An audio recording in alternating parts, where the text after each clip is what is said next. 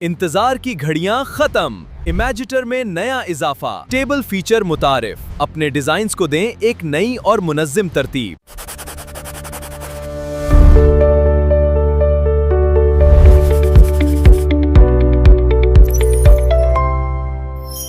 तो इसके लिए हम इमेजिटर ओपन करेंगे और एक नया पेज ओपन करेंगे और बॉटम ऑप्शन से हम ऐड टेबल सेलेक्ट करेंगे। जब हम टेबल ऐड कर लेते हैं तो by default quick mode open होता है जहां पे हम क्विकली डेटा इनपुट कर सकते हैं। यहाँ हम बटन्स को देखें तो हमारे पास पेस्ट डेटा है, एआई है और लेफ़्ट टू राइट ऑप्शंस हैं और ये सेल्स को नेविगेट करने के लिए हमारे पास एरोज़ हैं।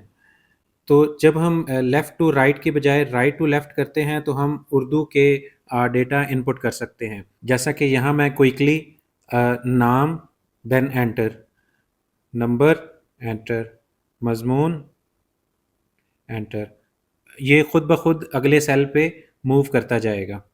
अली, लेट्स से 95 और ये रियाजी के हैं और इसी तरह नेक्स्ट नाम सारा 88 और ये साइंस के हैं।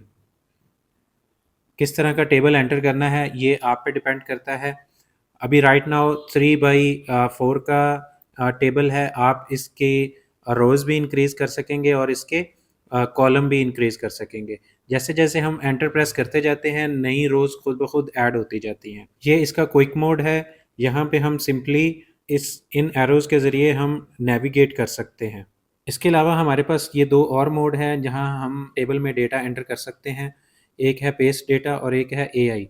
पेस्ट डेटा पर जब हम क्लिक करते हैं तो हम जो हमारे क्लिप बोर्ड में डेटा होता है वो डेटा यहाँ पे पेस्ट कर सकते हैं। राइट नाउ यहाँ पे जो एग्जिस्टिंग डेटा है वो शो हो रहा है, हम सिंपली इसको क्लियर करेंगे और यहाँ पे पेस्ट करेंगे। पेस्ट में जो हमारे पास ऑलरेडी हमने कहीं से डेटा कॉपी किया होगा और वो कॉमा सेपरेटेड होगा तो हम उसको बेस्ड ऑन इट्स डेलीमीटर, ये जो जिसकी बेस पे ये डेटा रोज़ और कॉलम में कन्वर्ट हो रहा है उसको डेलीमीटर कहते हैं।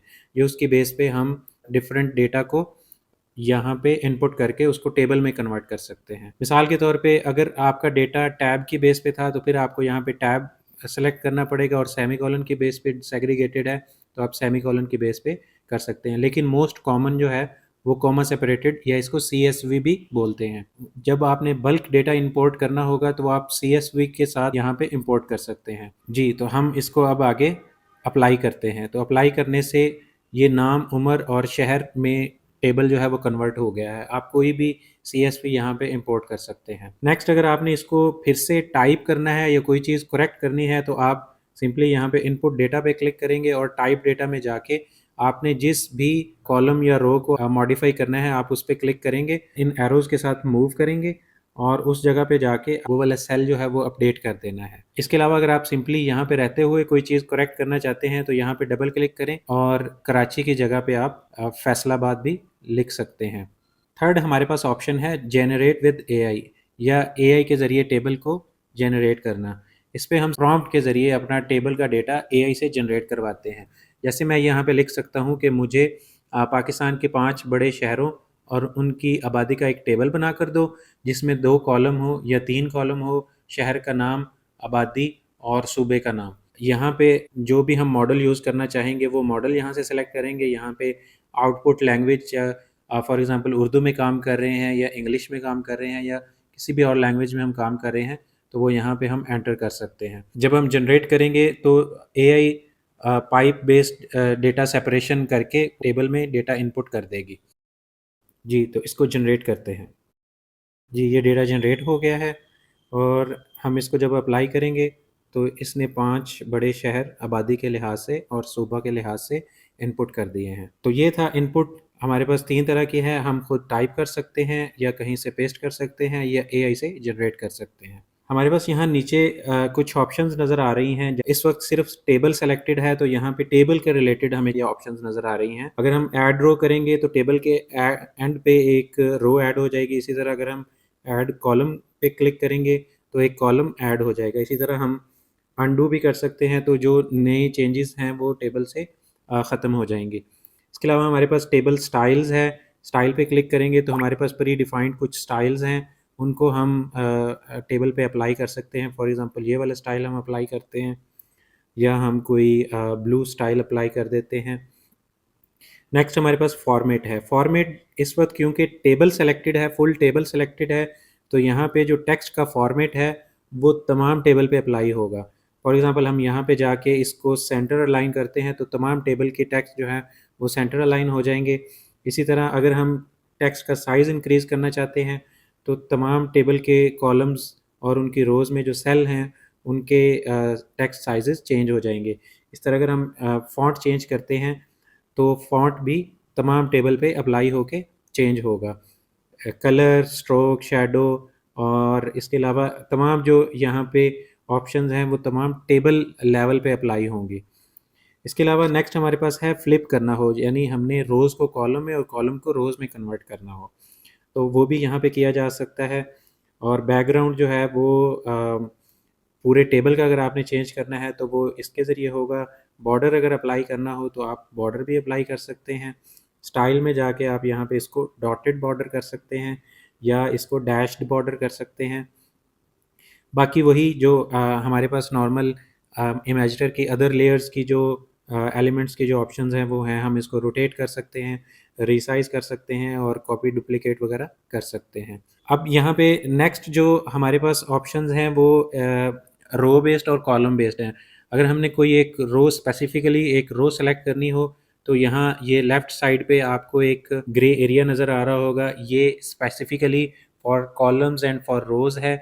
हम सिंपली इस पे जब क्लिक करते हैं तो वो वाली रो सेलेक्ट हो जाती है और इसी तरह जब हम टॉप वाली साइड पे अगर सेलेक्ट करते हैं तो वो कॉलम सेलेक्ट हो जाता है। जैसे ही हम कोई कॉलम या कोई रो सेलेक्ट करते हैं तो उसकी ऑप्शंस यहाँ पे सेलेक्ट हो जाती हैं। थोड़ा-सा हमें इस पे प्रिसाइज़ टच करना पड़ता है। जब हमने यहाँ पे एक रो सेलेक्ट की है तो हम यहाँ पे नीचे रो के रिलेटेड ऑप्शंस देख रहे हैं कि इससे ऊपर अगर हमने एक रो ऐड करनी हो या इससे नीचे हमने ऐड करनी हो या इस रो को हमने मूव अप करना हो या मूव डाउन करना हो, इसके अलावा इस रो का बैकग्राउंड चेंज करना हो या इसका बॉर्डर चेंज करना हो या इस रो के लेवल पे अगर हमने टेक्स्ट फॉर्मेट चेंज करना हो। फॉर एग्जांपल हम पहली रो का जो टेक्स्ट फॉर्मेट है वो हम चेंज करना चाहते हैं तो हम सिंपली फॉर्मेट में आएंगे और यहाँ पे आके हम इसका कलर जो है वो चेंज कर देंगे ताकि वो डार्क बैकग्राउंड से वाइट के ऊपर आ जाए। इसके अलावा अगर सेम इसी तरह अगर हम कॉलम्स की वैल्यूज़ चेंज करना चाहते हैं या उनको मूव करना चाहते हैं तो मूव राइट, क्योंकि लेफ़्ट हो नहीं सकता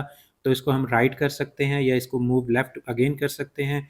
इसका बैकग्राउंड चेंज कर सकते हैं, बॉर्डर और इसके फॉर्मेट टेक्स्ट अगेन वही कॉलम लेवल पे अप्लाई होगा, या इस कॉलम को हम डिलीट करना चाहें तो एंटायर कॉलम हम यहाँ से डिलीट कर सकते हैं।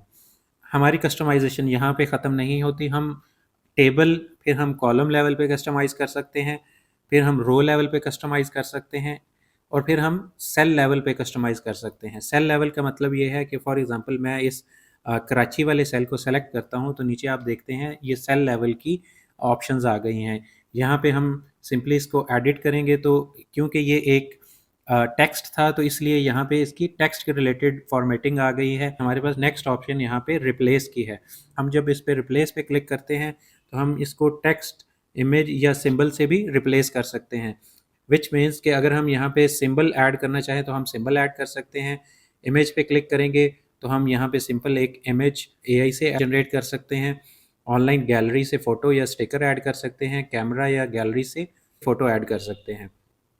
फॉर एग्जांपल ये वाला इमेज हम यहाँ पे एज सेल ऐड करना चाहें तो हम कर सकते हैं। सेल को सेलेक्ट करते हैं तो यहाँ पे हम सेल लेवल पे इसके साथ ऐड रो कर सकते हैं, तो इस सेल से नीचे एक रो ऐड हो जाएगी।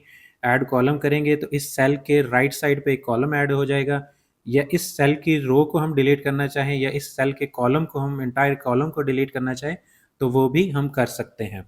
समटाइम्स हमें अपनी रोज़ या कॉलम्स को रीसाइज़ करना होता है बेस्ड ऑन जो हमारा डेटा है उसकी बेस पे, तो उसका भी हमारे पास यहाँ पे ऑप्शन मौजूद है। थोड़ा-सा प्रिसाइज़ है क्योंकि जगह जो है वो बहुत कम है। जो हमारा सेल का ग्रे एरिया है कॉलम का और रो का, उसको अगर हम ड्रैग करें, यहाँ से हम इनको रीसाइज़ कर सकते हैं। इसी तरह रो वाली साइड पे भी हम जब इन रीसाइज़ करना चाहें तो हम इनको रीसाइज़ कर सकते हैं। ये था हमारे नए शामिल किए गए टेबल फ़ीचर का एक मुख्तसर सा तारुफ़। इस टेबल ऑप्शन के ज़रिए हम अपने प्रोजेक्ट्स को मज़ीद मुनज़्ज़म और मुरत्तब कर सकते हैं। उम्मीद है हमारा नया फ़ीचर आपको पसंद आएगा। इस वीडियो को अपने दोस्तों के साथ भी शेयर कीजिए, हमारा चैनल सब्सक्राइब कीजिए और हमारी नई अपडेट्स के लिए हमारे सोशल मीडिया को फॉलो कीजिए।